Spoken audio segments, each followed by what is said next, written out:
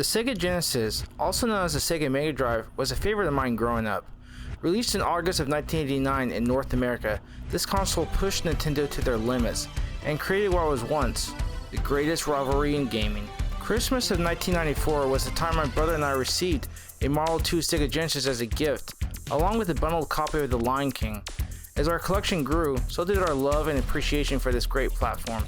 We still collect cards for the system today. Since the Genesis has such a rich library of quality games, we are going to stick to picking one game per series or franchise, if you will. So with all that said, it is with my love and passion for this console that I compiled my list of the top 10 Sega Genesis games of all time.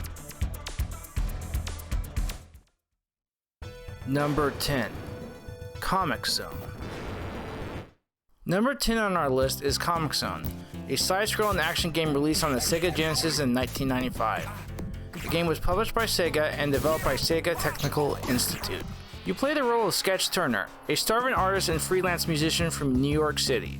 The opening cutscene shows Sketch working on his comic during a thunderstorm. Lightning strikes one of his panels and the main villain of his book is freed. Sketch is then trapped in the comic he was creating. The game is fairly short, but the difficulty ramps up quickly. The game is beautifully designed and looks and feels like a breathing comic book. You jump from comic panel to comic panel as you navigate the world. You can punch and kick to dispose of enemies, and use bombs to blow up walls or crates. You also have your trusty pet rat named Roadkill to help you find secrets. The game is really fun to play, but the fact that it is fairly short and with its high difficulty, it is hard to rank this higher on the list. I still have yet to beat the game.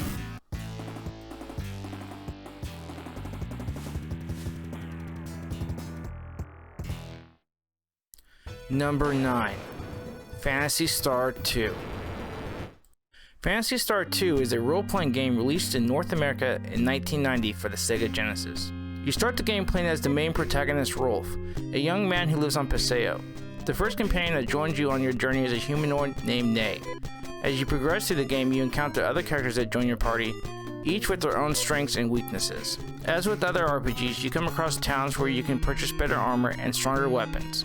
During combat with enemies, you are given the option to either fight or use another strategy such as defending, using magic, or a health item. I know Phantasy Star 4 is considered by some to be the best in the series, but I haven't played it yet and I really like this one. One issue I have though, when the game was released it came with a map. It is essentially impossible to play the game without the guide, and today with the new digital re-releases of the game, one must venture on the internet for help before playing. Number 8. Shinobi 3. Number 8 on our list is Shinobi 3, Return of the Ninja Master, a side-scrolling action game released on the Sega Genesis in 1993.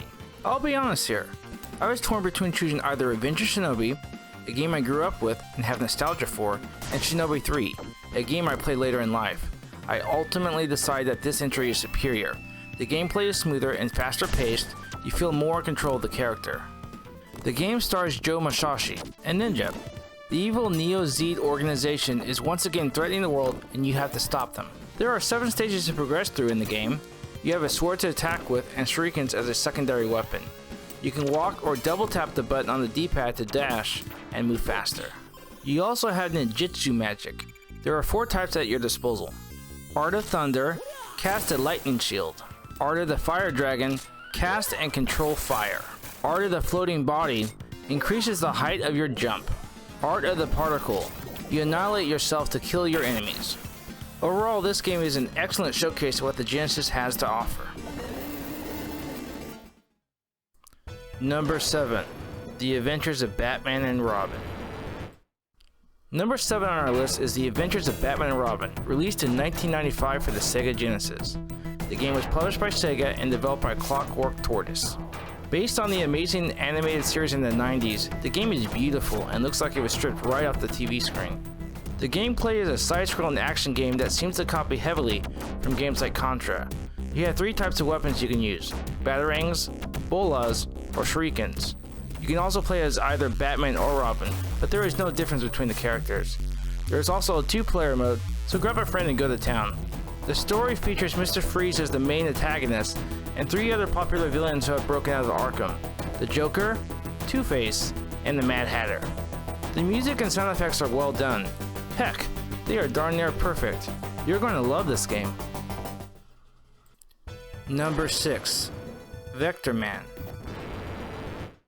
Number 6 on our list is Vectorman, a side-scrolling action platformer that was released in 1995 for the Sega Genesis.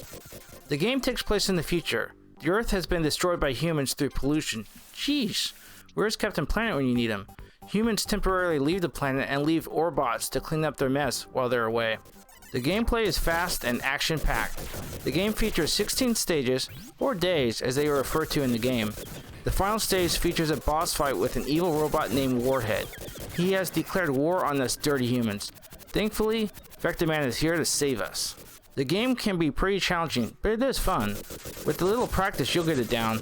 The game only has one sequel, but with any luck, we'll get another entry in the series at some point in the future.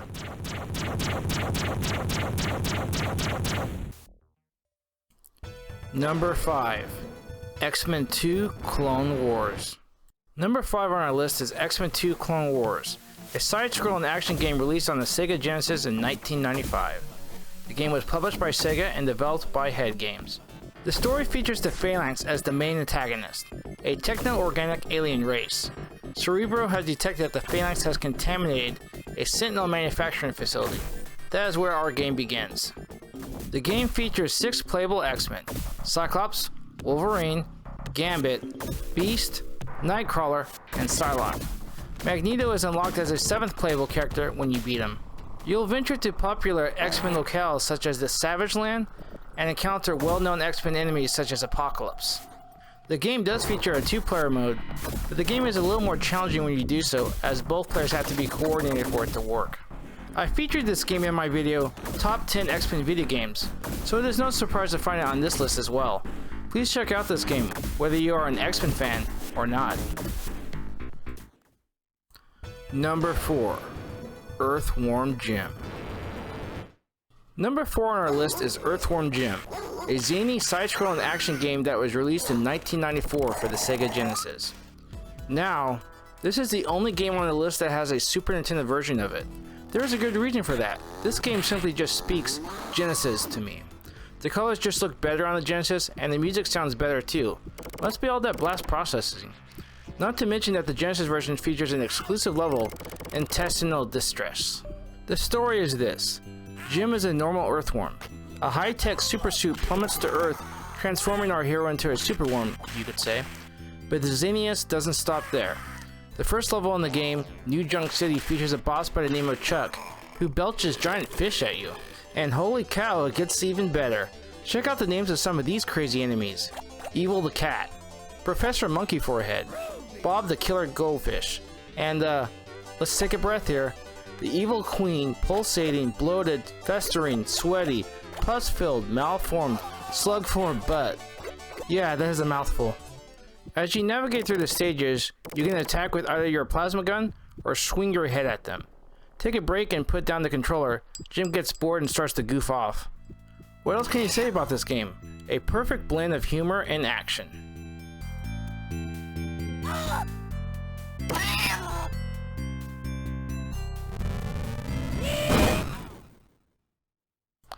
Number 3. Dynamite Headdy. Number 3 on our list is Dynamite Headdy, a side-scrolling platform game released on the Sega Genesis in 1994. The game was developed by Treasure, one of my favorite game developers from my youth. Our main protagonist is Headdy, who arrives in Northtown. There he finds an evil puppet named Dark Demon, who wants to convert all the town's peaceful toys into evil minions. The gameplay is really unique. Headdy attacks enemies with his unattached head. He can also use his unattached head to reach higher ground. There are power-ups throughout the game, each changing Headdy's, well, head. One really useful power-up in the game is the Hammerhead, which helps you destroy specific blocks and gain access to areas that would be locked otherwise. There are some creative boss fights too. Check out some of these names: Mad Dog, Wooden Dresser, Spinderella, Babyface, and Twin Freaks. The game has some amazing music, and visually it looks like one of the best Genesis games released. Treasure really outdid themselves here. This game has been re-released on newer platforms. If you haven't played it yet, please do.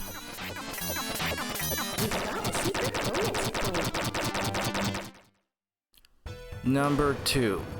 Streets of Rage.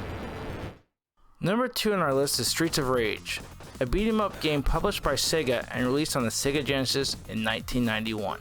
Now first off, I know a lot of people prefer Streets of Rage 2. The second game is considered the best in the trilogy. I grew up with this one. I put hundreds of hours into playing this with my brother. The nostalgia force is strong with this one.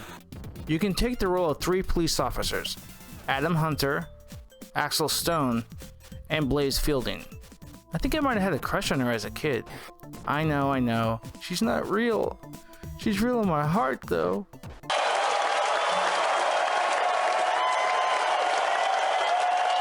The once peaceful and prosperous Wood Oak City is taken over by a crime syndicate headed by an evil mastermind named Mr. X? Yeah, I guess they couldn't come up with a better name. The gameplay is standard affair for beat-em-ups. Punch and kick your way through the city, or pick up a giant pipe and bash someone's face in. As good as the gameplay is, what about the music?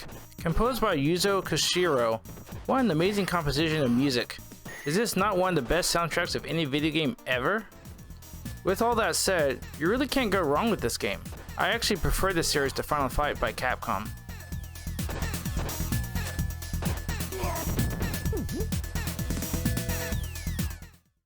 Before we continue to the game on our number 1 spot, let us mention a few great games that just missed our list. Aladdin is a side-scrolling action game developed by Version Games USA. It is based off the popular Disney movie of the same name, and is a solid title. Castlevania Bloodlines is the sole Castlevania game released by Konami for the Sega Genesis in 1994. The game features 2 separate playable characters, John Morris and Eric Lacard. It is a solid entry in the series. Contra Hard Corps is the lone entry for the Genesis, released in 1994. The game has a 2-player mode and features 4 playable characters, Ray Powered, Sheena Edtronzi, Brad Fang, and Brownie. It is probably one of the toughest entries in the series. Number 1. Sonic the Hedgehog 2. Number 1 on the list may come as no surprise to some, but it is in fact Sonic the Hedgehog 2. The game, based off of Sega's mascot, was released for the Sega Genesis in 1992. The game is the debut appearance of Sonic's 2-tailed fox friend, Tails. The story goes, one day the two were relaxing on a west side island when they were interrupted by a huge explosion. Dr. Robotnik, Dr. Eggman to the young people watching this, has followed Sonic here and is in search of the 7 Chaos Emeralds. Of course, we have to stop him. Levels in this game are called zones. Most zones are broken up into 2 acts. You'll platform through the game and collect rings, the game's equivalent of coins from, say, Super Mario Bros. If you take a hit though, you lose all of your rings. Each zone is ended with a boss fight. Dr. Robotnik has a new invention each time. It is also worth noting that this game is the first appearance of Super Sonic if you collect all 7 Chaos Emeralds. No Super Tails though. Bummer. If you own a Sonic & Knuckles cart, you can use the lock-on feature and play Knuckles in this game, which is pretty neat. Overall, the music is solid, the sound effects are great, and the gameplay features some of the best platforming on this platform. This game is number 1 for me.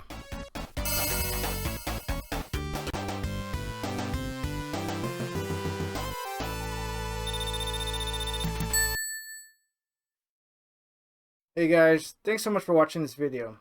Please consider dropping a like, subscribing to the channel, or leaving a comment down below. That greatly helps me out. Also, don't forget to hit that notification bell if you want to be alerted on future videos coming out. See you in the next video.